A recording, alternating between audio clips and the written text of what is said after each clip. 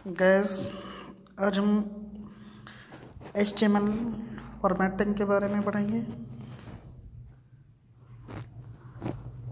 HTML बहुत से elements के जैसे कि लिखा हुआ HTML contains several elements for defining text with a special meaning।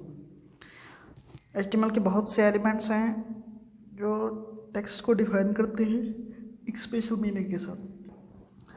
हम उसकी एग्जाम्पल की तरफ रखते हैं। जब एक टेक्स्ट बोल्ड है, दूसरा इटैलिक है, तीसरे में सबस्क्रिप्ट और सुपरस्क्रिप्ट है। ट्राई इट योरसेल्फ में चेक करते हैं।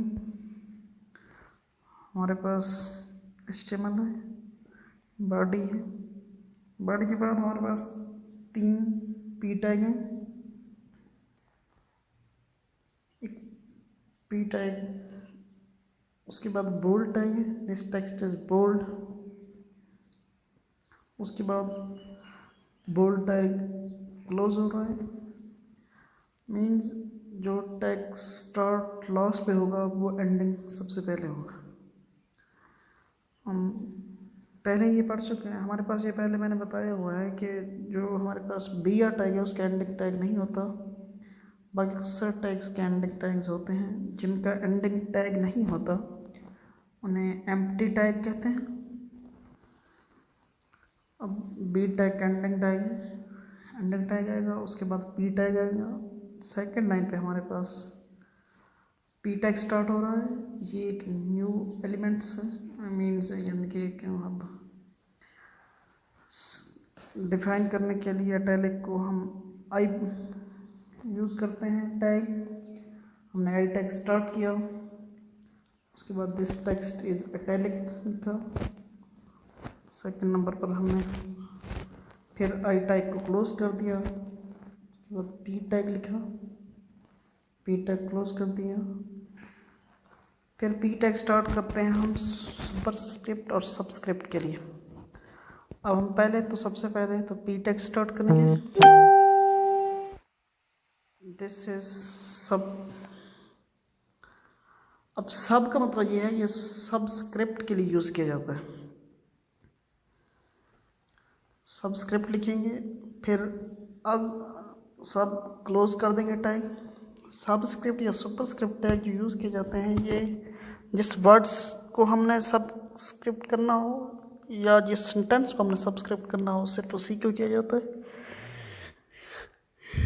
ये हमारे पास स्टाइल होता है। उसके बाद सुपरस्क्रिप्ट है, हम SUP start tag and superscript, उसके बाद सब SUP क्लोज टैग यूज़ करते हैं, पी टैग क्लोज करते हैं, फिर बॉडी क्लोज करते हैं। उसके बाद जो HTML का स्टार्ट था उसका एंड करना है। HTML को हम क्लोज टैग यूज़ करते हैं यहाँ। अब हमारे पास यूज़र इंटरफेस में दिस टेक्स्ट इज बोल्ड ये लिखा हुआ है, दिस टेक्स्ट इज इटैलिक। अब जो बोल्ड क्या था वो यूज़र इंटरफेस के अंदर, मतलब जो ब्राउज़र के अंदर विंडो शो हो गई, जो पेज शो होगा उस पर ये टेक्स्ट बोल्ड वाज़ेह तौर पर है।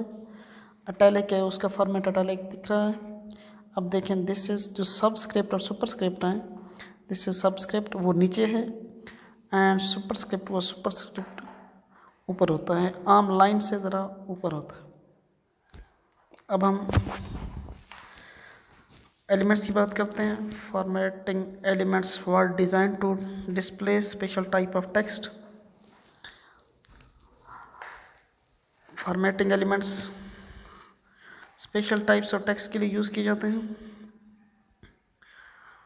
Bold text, B tag use किया जाता है।